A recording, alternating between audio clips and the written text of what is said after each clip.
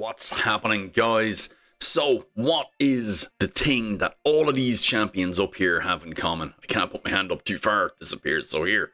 All of these champions up here have in common. What is it I hear you say, I hear me say, and I don't hear nothing from you.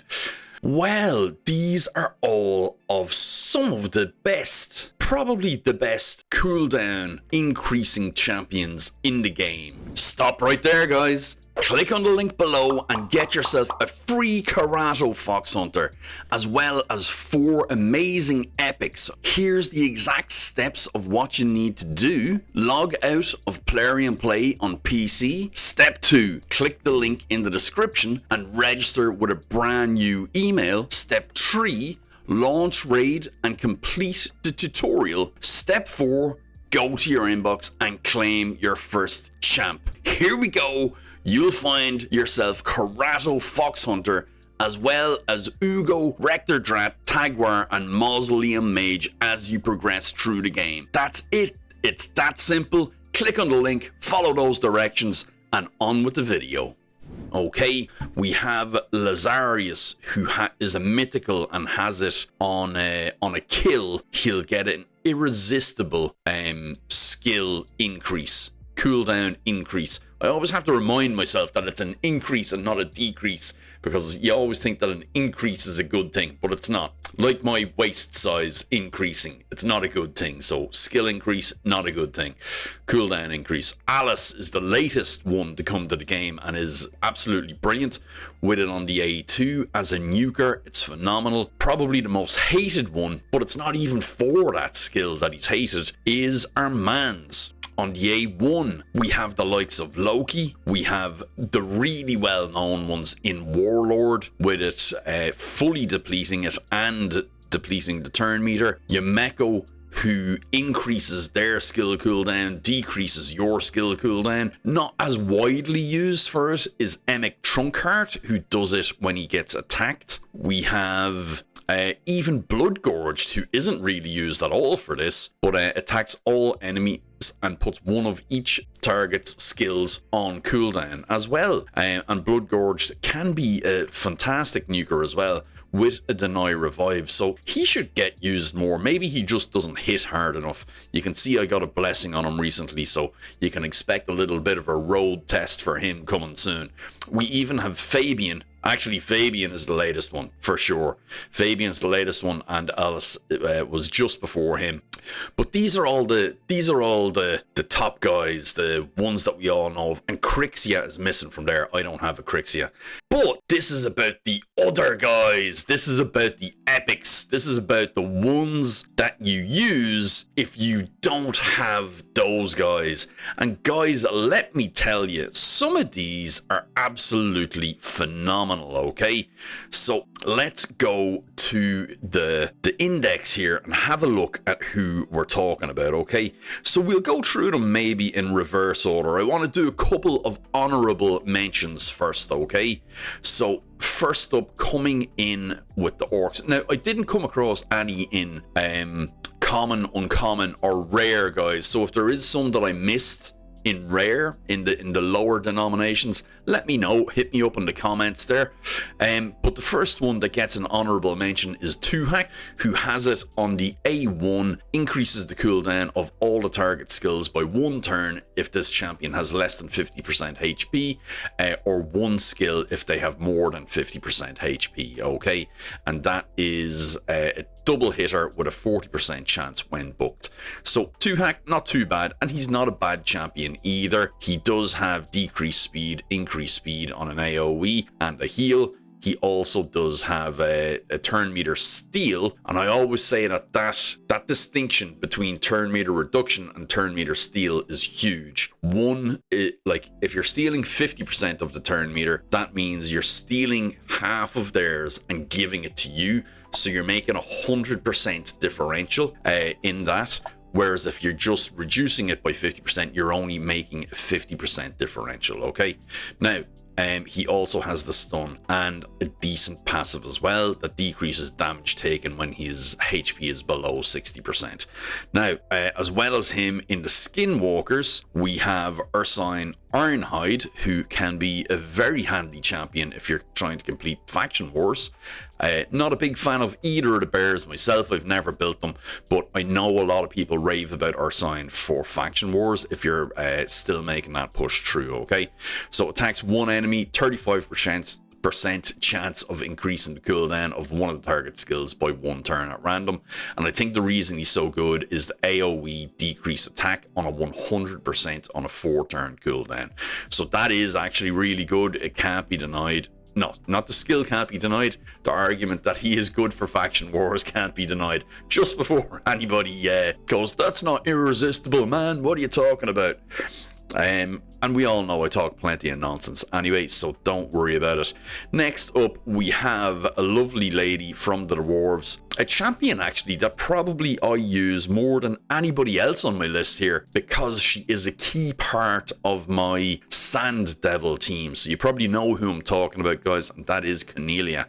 Cornelia, as well, on the A1, has a 40% chance of increasing the cooldown of one target skills by 2 turns at random, okay? So those are the honorable mentions that have it on the A1. Two hack Ursine and Cornelia. I was having real trouble with the vowels there for some reason. My Irish heritage was coming out to haunt me.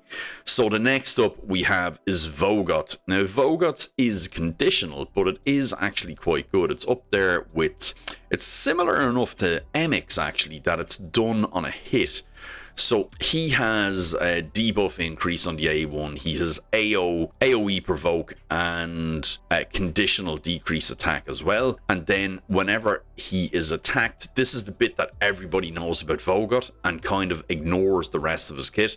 Whenever he's attacked, heals all allies by 50% of the damage and 25 for himself. And then this bit though is the really forgotten bit.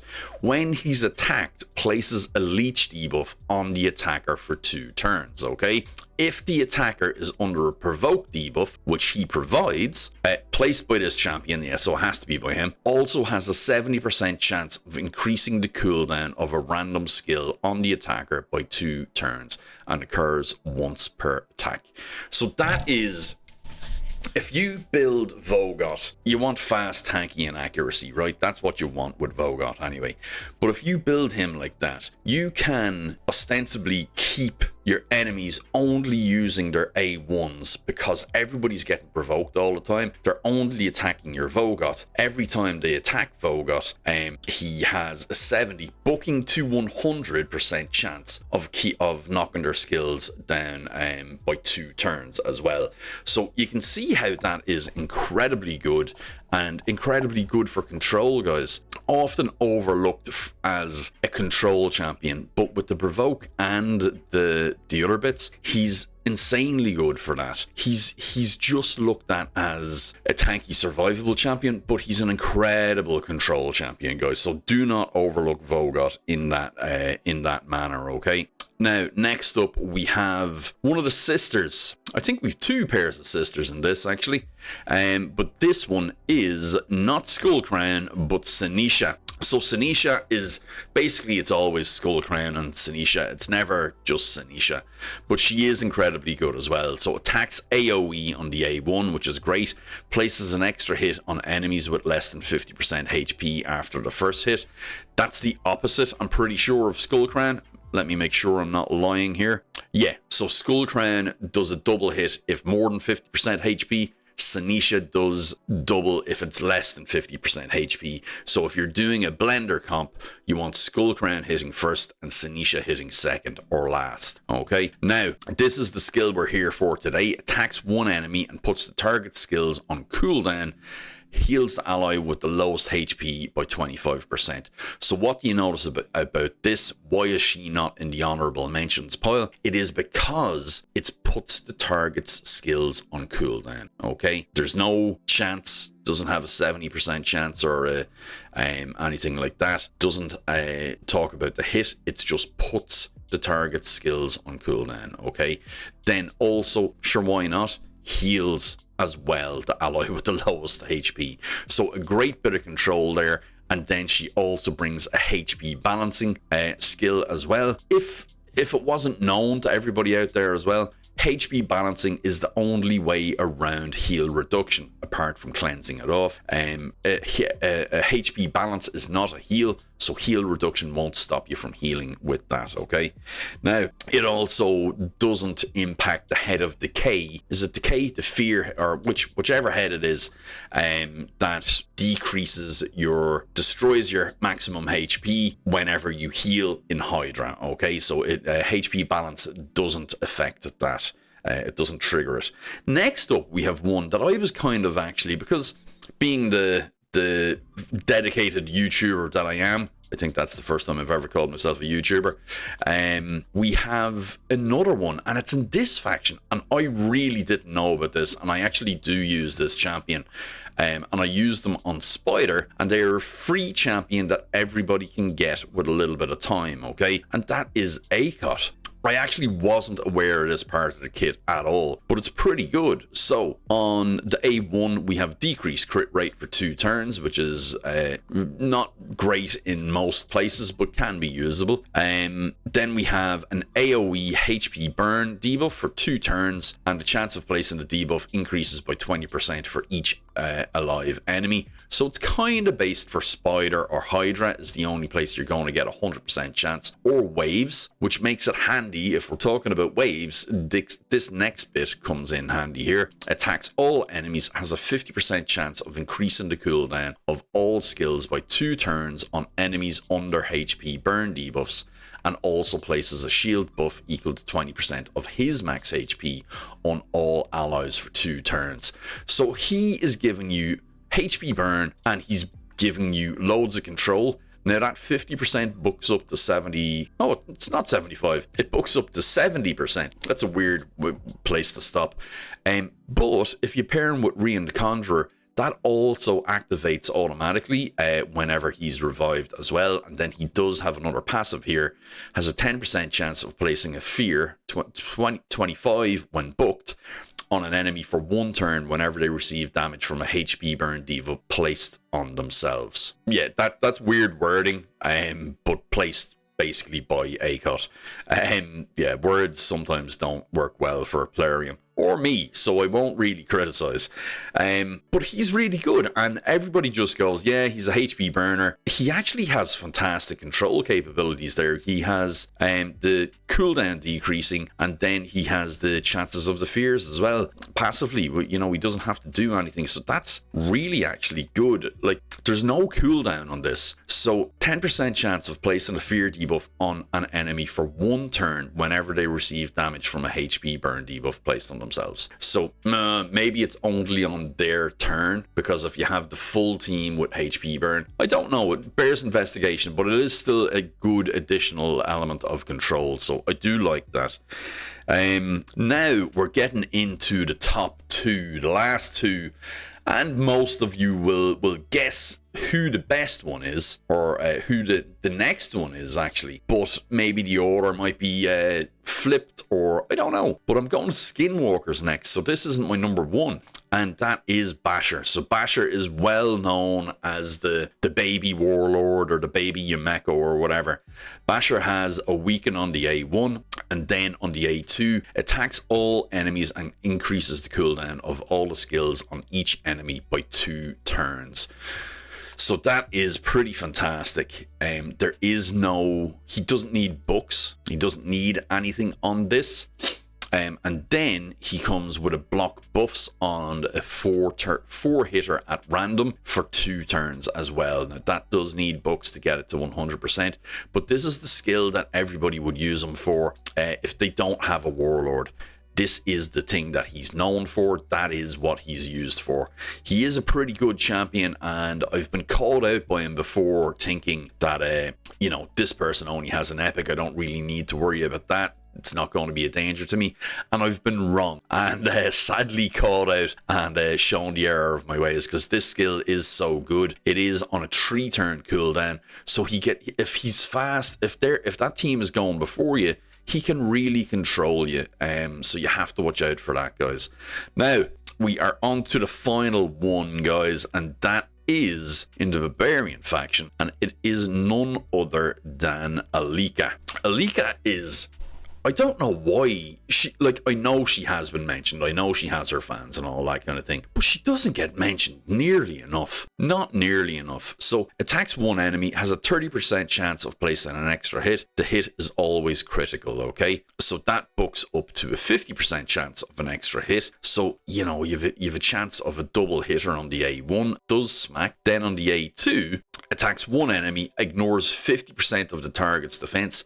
If their max HP is higher than this champion's max HP, she's an attack nuker with a base HP of 15,000. She's not going to be stacking massive HP, and maybe you should be aware of that in your build as well. But that is on a 2-turn cooldown, guys, and that ignores 50% of the target's defense if you're paying attention. That's what it does on a 2-turn cooldown. That's so good. It is so good. Then we have her passive, which is with Sakara. You're probably not going to build Sakara, I'm not going to lie to you, okay?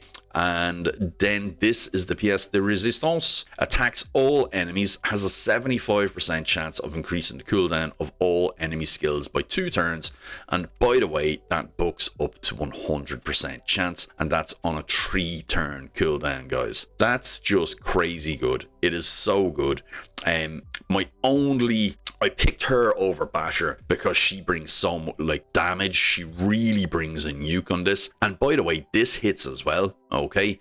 But I put her over Basher just because of the hits. She just provides the ignore defense, the AoE nuke on this as well. I just think she just pips Basher for me. Basher is very good, but I think I would be more drawn to Alika just for the extra damage as well, because you can build her as your nuker and you don't have to have a cooldown as well if you can fit the accuracy in. So Alika gets my vote. I think she's a fantastic champion. I recently got her 6-star extended and I think +4 as well, so really loving that. I took her for a spin in live arena for a bit. She was very, very good. But yeah, I'm loving that. Really, really like Alika, so I thought I would share those champions with you guys. And I just want to actually have a look at Warlord here and the cooldown of his skills, because I think competes. No, it's in other effects. Where are we? It's increase. We said it at the start. Dahi. Yeah, so even Warlord with his is, yeah, that's on a 3-turn cooldown. Yameko's is on a 5-turn cooldown. So yeah, it's and I think Alice is on a 3-turn cooldown as well. Yeah, so she's up there. Alika and Basher are really up there with some of the legendaries, guys. Check out those. Let me know what you think of that list. I have to say, the ones I'm most surprised about there are Akot and Vogot. Vogot is so underrated as a control champion, I think. So I'm probably going to do some playing around and a bit of tinkering with him when I get a chance. Maybe the next free re-gear or something. Or do I have one in here? I think I probably have one floating around in there in that pile of mess somewhere. Anyway, guys. So listen, thanks very much for joining me today. Let me know who your favorite cooldown increasing champion is, and I will see you guys in the next one. Bye bye.